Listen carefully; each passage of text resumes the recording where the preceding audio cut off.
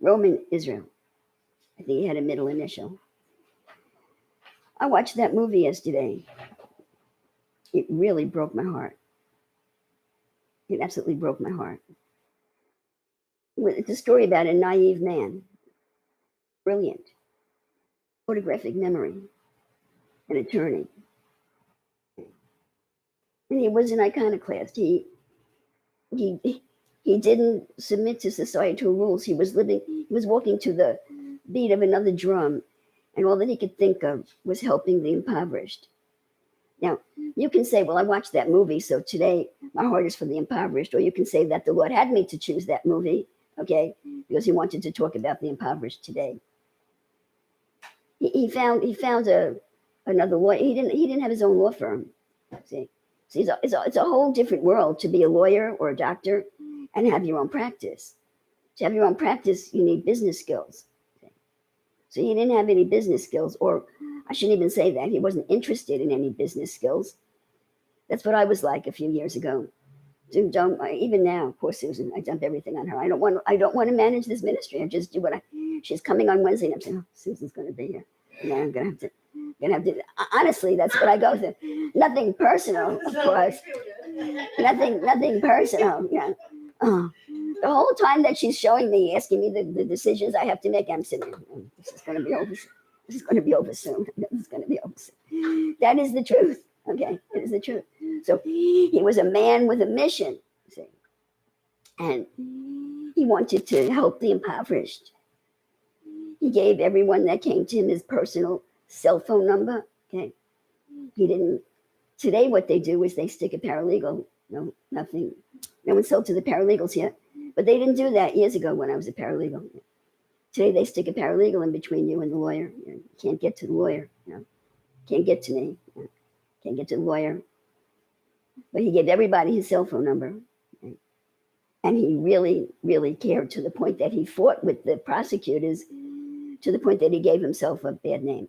So there was a lawyer who recognized him, his pure heart and his pure intentions, and gave him a job, but never let him go to court because he insults everybody. He speaks up. Brethren, you cannot have a spirit of righteousness in a vacuum. If you use that spirit of righteousness outside of the societal norms, you accomplish the exact opposite of what you're trying to accomplish. For example, him fighting with the judge who made a wrong decision. And the judge warned him, if you don't stop, I'm going to hold you in contempt. And he wouldn't stop because the judge was wrong. So the judge held him in contempt. He charged him $1,000 or something. And it didn't help the man that he was trying to help. So a lawyer found him who was also had a business and paid him some salary and let him live his life of helping the poor. However, he did it without going into court. However that happened. And then the man died. See? And now I call people like that a flower child. See? I was a flower child for years. You have to grow up. See? You have to eat. Right? You need a roof over your head. You have to eat. And he's insulting all the prosecutors, right? Can't do it. So the man that had employed him and let him be a flower child, okay, and it's revealed in the movie that he had this dream. He had this dream of a class action. Do you know what a class action is? It means it's an action that you bring on behalf of a class of people. And the class of people were those people that were being violated by the current system in the Department of Justice called, I may not have the right name for it, but the plea bargaining system.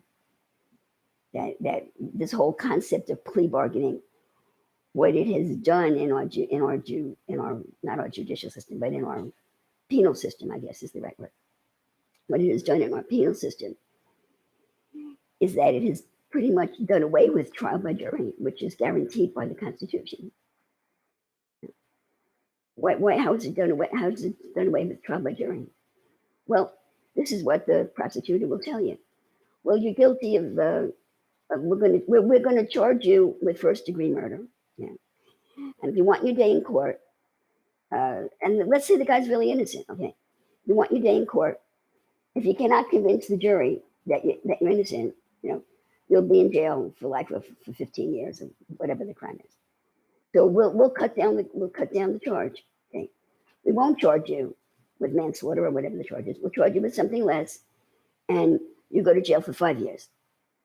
If you don't take our deal, to go to jail for 5 years, but you're innocent. See, the man knows he's innocent, or the woman knows they're innocent. If you don't take the deal to go to jail for 5 years, plead guilty and take and go to jail for 5 years. Okay. And you want your day in court, and these professional prosecutors can convince these lay people in the jury that you're guilty, you go to jail for 15 or 20 years or for life. So we have a lot of innocent people pleading guilty and going to jail. And that's not what the Constitution calls for. See? That's not the way it's supposed to be. So this man, he has a dream. He's preparing a class action for all of the cases of all of the people that he saw violated in his professional life.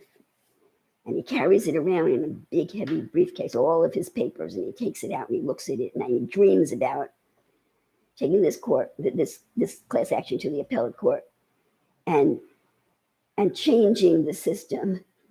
He has this dream of changing the unfair system coming out of a righteous spirit.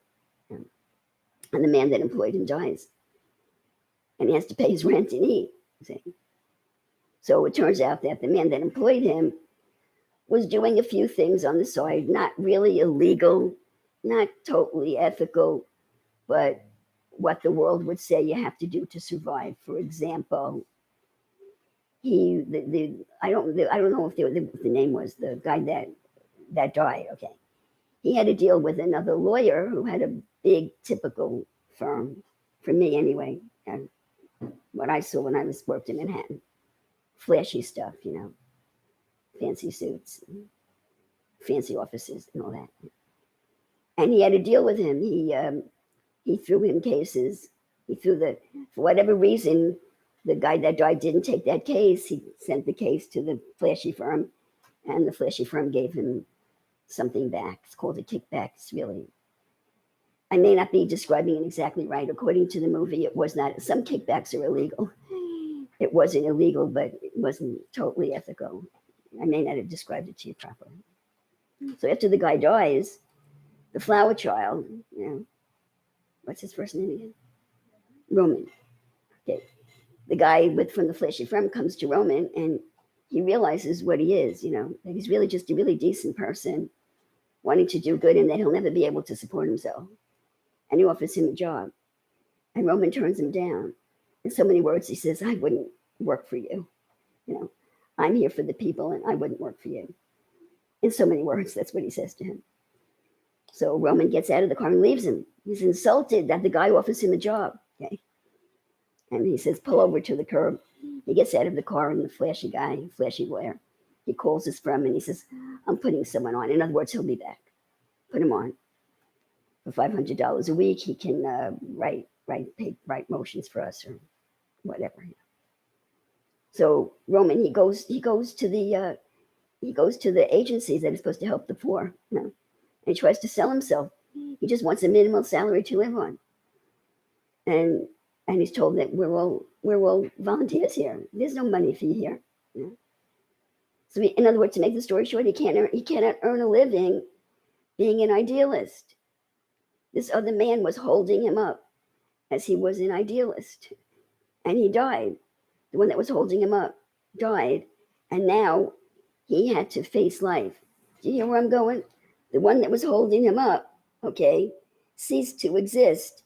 And this guy down here had to hold himself together. So when you choose to make a decision that God's not talking to you from up here, but the only voice that matters to you is the voice that's inside of you, because God, no man need teach you. Okay? This is what you're in danger of happening to you. You understand what I'm saying? So the flower child is now out in the world like an abandoned puppy, doesn't have a clue. Okay. And he goes to all of these these charitable organizations that defend people that don't have any money, and no one will hire him. So he takes the job. And here he is working in this slick law firm. Okay, I'm not saying they're illegal. That's what it's like. I've worked in some pretty slick law firms in the city. And he's getting into trouble. You cannot operate outside of societal norms or outside of the norms of the firm. He's wearing a slovenly suit. They tell him to get a different suit. He's telling the truth to senior partners that don't want to hear his truth. I think he called one of them a cockroach. Okay, so to make the story short, he loses his innocence. I guess we're talking about innocence a lot. I gave a review of a movie about innocence the other day. He loses his innocence. He's threatened by the law firm that's paying him this $500 a week that he did something that he hadn't. What did he do? He told off the prosecutor. Okay, he thought the prosecutor was not giving a good enough deal, so he insulted the prosecutor, which withdrew the plea bargain. Okay, and that's I don't know if it's illegal, but it's an ethics violation, because when a prosecutor makes an offer, you have to give it to your client and give them the opportunity to refuse it or accept it. And he was so obnoxious that the prosecutor withdrew the plea, and it was seen as he made the decision without showing it to his client. And he was rebuked strongly by the senior partner, saying, you can't do this, and blah, blah, blah. If you do this, you've just gotten us into all this trouble. And I'm not going to fire you, because if I fire you, it'll make us look guilty. And so you have to stay. I'm retaining you. You have to stay in the firm, and you better watch your P's and Q's. And he really addressed him pretty badly.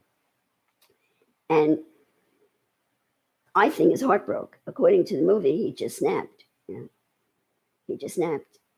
He realized on some level, I guess on a conscious level, that he realized the truth, that the world is corrupt, that the people that have money in most instances don't care. Do you know what I came away with this, from this movie? Or one of the things I came away with was how urgently important it is to give money to causes that will not survive if you don't support them. He was a beautiful person. I don't want to take up this whole meeting with this review, but he was a beautiful person. And there was a woman in the office of one of the agencies that he went to that saw his soul, and she ran after him because she was touched by his soul. And it shows you that there's a dead man. They're walking along the street, and there's a man that died, a derelict in the street. And the police come up, and of course, it gets all confusing there. But anyway, he wants to put his card on the dead man because he knows the law now. And he's saying in the movie that if there's no ID on him at all, they'll cremate him. And he says, I'm going to put my card in him because I want some ID on him. I don't want them to cremate him. He deserves to be buried. And I'll pay for the burial. I'll pay for the burial. Don't treat him like a sack of trash. And the woman's standing there looking at him. Nobody does anything like that. Who does something like that? He was a flower child. See? So she's now, her whole life is changing because she found a man that's living above the evil of this world. And at the same time, he's now cracking because the man that supported him while he lived above the evil of this world is now dead. And all the pressure of the world is on himself. And he cracks.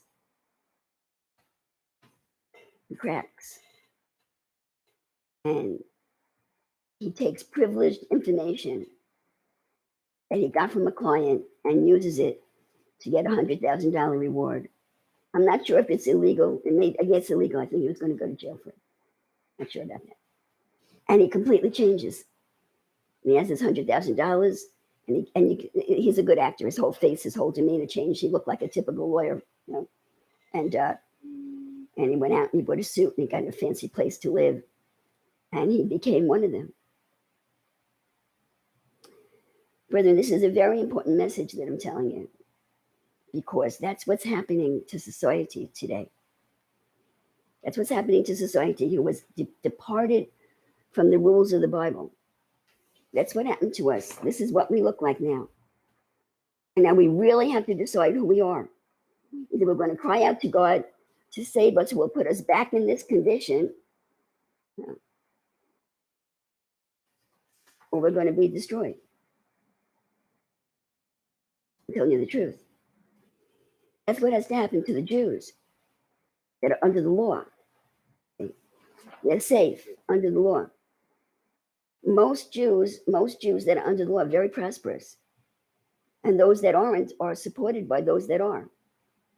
I was shocked a couple of years ago. I was in, I think it was Williamsburg, the section in Brooklyn, which is almost totally black hat Jews. And there are people begging in the streets. I never grew up with people, I never saw people begging in the streets. In Nigeria, when I was there, I saw people begging in the streets.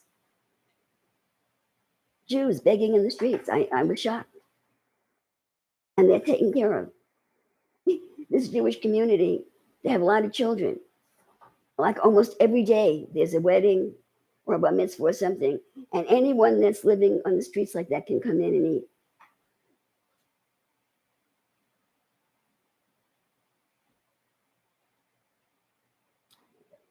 So that's what's happening. It's about to happen to the Jews. However God's going to do it, he's going to take this law away from them. See? Because they're not in submission to Jesus Christ, who is Adam. They're in submission to a written law. See? And somehow what's going to happen that they're going to pull apart. And every man is going to have to find righteousness in the midst of him. By crying out to God, he's going to have to find his own righteousness, not the righteousness of the law. He's going to have to find out who he is and submit. And the only way to survive is through submission to Jesus Christ. Well, Sheila, I thought you were talking about yourself. That's for the advanced studies. Everyone has to find that their self through submission to Jesus Christ. Then when you're ready for advanced studies, he'll send you to a teacher. But the Jews, they already have a teacher. They're all in submission to their teachers.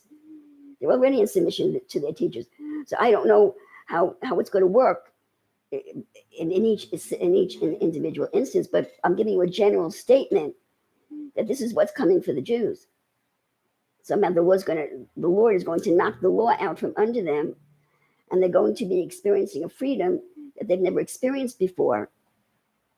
And they're going to have to find righteousness within themselves through submission to Jesus Christ, or they're going to blow apart like this.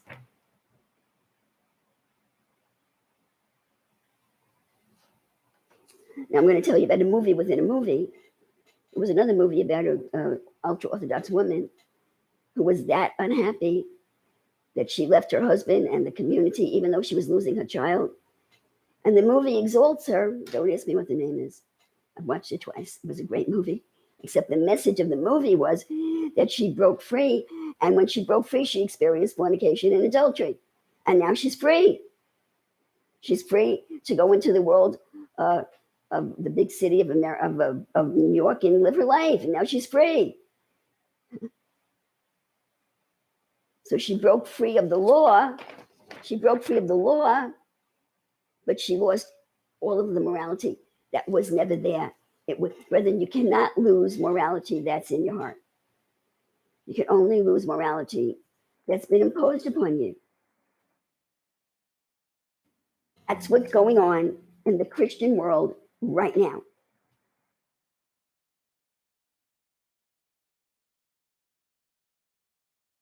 Every person has to find morality in their own heart.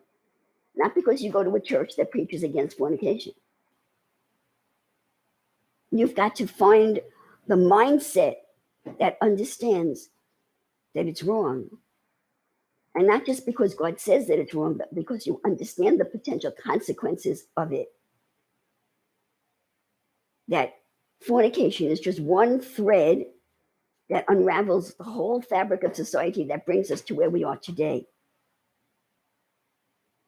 I heard the other day that Japan is in crisis because they have only old people, not only, but a large population of old people that they have to support, and a very small population of young people, because the majority of the people that may be in their 30s, 40s, or 50s right now chose not to have children. They wanted a professional life, so there's no youth. There's no youth.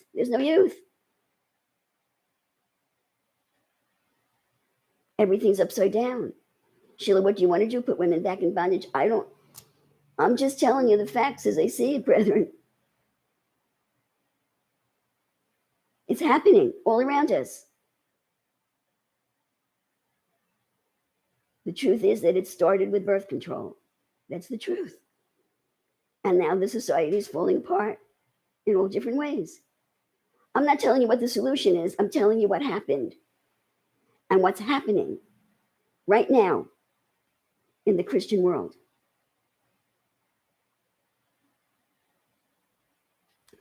All the Christians that held it together because they were able to go to church. And in the days that I was a disciple, it would have been, I think it would be a disaster for me today to not go to church. This is my church right here. I need fellowship. But for the Christians that needed to hear it from the pulpit every day, that they can't find a church that's strengthening them, this is where they are right now. Are they going to stay like this, or are they going to blow apart? It's now between them and Jesus. When God pulled me out of gospel revivals, I thought I was going to die. And then he told me that I was addicted to the music and the fellowship in the church. The pain was intense. It was emotional pain. He said, I'm all that you need. That's what the church is going through now. And this is what happened to Roman Israel. And he fell apart. He broke. This broke. He could no longer function in the world as it is. He was living in a glass bubble protected by this lawyer that died. You can have a righteous spirit, but you cannot use your concept of righteousness, even if it would agree with God, in this world, unless it's God leading you to do it.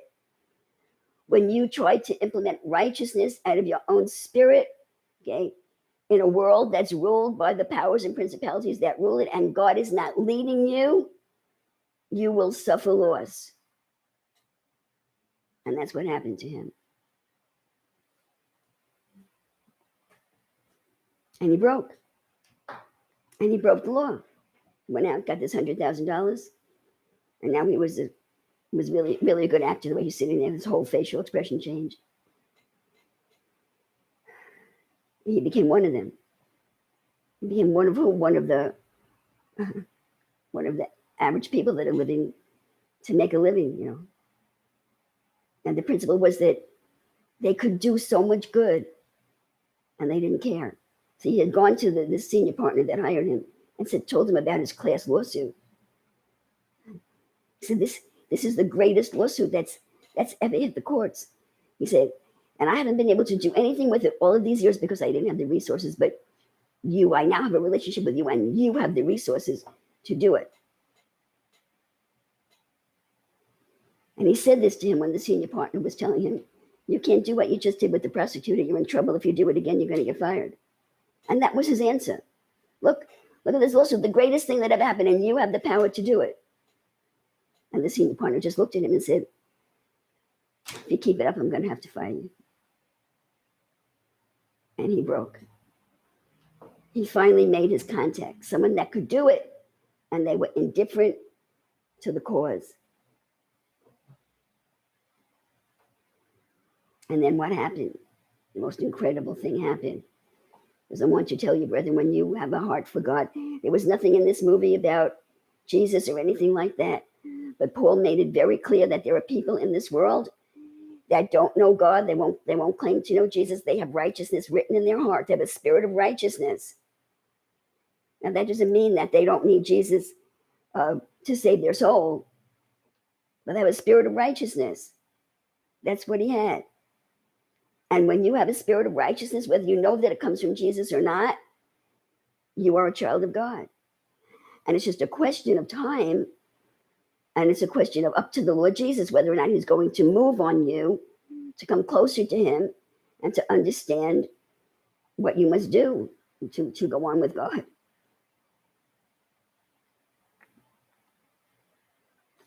But he had something in his heart that was of the righteousness of God, which is compassion for the impoverished, a genuine compassion for the impoverished. But he was unbalanced. See? So when you are a child of God, from that perspective, please understand what I'm saying. From that perspective, when you do righteousness, God knows that you're there. Do you understand what I'm saying? He knows that you're there, see? And you live your whole life. The man looked like he was in his 50s. And then you break the law, judgment falls on you. There is a law of sowing and reaping in this world. Even though it's enforced by Satan, there is a law that recognizes the righteousness on your soul, that you've been living that way for 50 years, and now you just violated the law, and you get smacked for that. Other people getting away with it their whole lives. They're born and they die, they live and they die, getting away with it their whole lives. What do you think happened to him? Well, the privileged information that he had was from a man that was accused of murder. Okay? That two men had gone into a convenience store. One of them had a gun and killed somebody. And the one that was in jail was the one that didn't have the gun. And he was claiming innocence, but according to the law, if you knew that the other guy had a gun, you were guilty. And he told him the name of the guy that had the gun that did the murder. And the one that was murdered had an uncle who put up $100,000 reward for information that would lead to an arrest. And that was what was illegal, that he took that privileged information and got the $100,000. And who do you think winds up being a client to the firm? Okay. The guy that was arrested, that knows what he did, because it was two men, okay? They went into the convenience store. One had a gun, the other one didn't. The one that was arrested did not shoot anybody, but told the name of that person to Roman, who gave that information and got the $100,000, which led to the arrest of the guy that did the killing. In the meantime, the guy that gave him the information that was in the convenience store that didn't do anything, he got killed in jail. So now the true murderer is arrested, okay, and he's guilty, and Roman winds up being his lawyer. So the man retains the firm, and the senior partner gives the case to Roman. So Roman's facing this guy through the grid because he's in jail.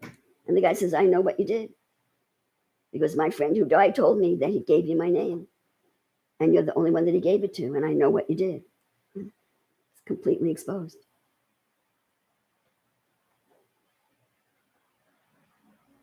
But the ending was good. Okay. The ending was good. I'll tell you the ending. Okay. I don't really understand this part of it completely. The man that paid the $100,000, apparently he was maybe in the mafia. He was Armenian. I guess there's an Armenian mafia in it. I don't know why they would kill him for taking money. I don't understand that. But there's a line in the movie that says, what did you do? The senior partner system. Like, he knows he's dealing with a flower child now. He's really trying to help him. He says, what did you do? What did you do? Don't you know that these guys will kill you, that they're crazy? And Roman, now that he's caught, he's completely convicted. He's writing letters. He's going to pay the money back. He's going to do this. He's going to set everything right. Someone from the world looking at him would say that he's nuts. You would say the man was nuts. He was naive. He was childlike in a world of evil. He was trying to function in an evil world with a childlike mind. And he was brilliant, as I told you, photographic memory, brilliant lawyer. But something was with the development of his personality. He was childlike. So now he's going to make it all right. He writes a letter apologizing. Here's what's left of the money. I'm going to return it to you, and I'll pay everything else back. I spent $1,000 on this and $19.20 on this. I'm going to pay you back every penny. Yeah. Okay. And he's walking away along the street, and the senior partner is running after him. And you hear a shot. So apparently the mafia killed him. I don't understand why they killed him. They killed him for taking the $100,000. I'm not sure. Because the guy that did the murder, he was just a street thief. I didn't think he was a mafia guy. So what's the end of the movie? That this man, listen to me, this man who lived this life that changed the life of that woman, that she was devastated to find out he was a thief. He changed her whole life. His morality, his social morality changed her whole life. And she doesn't even know that he's a different man, that he's now corrupted and compromised. Okay.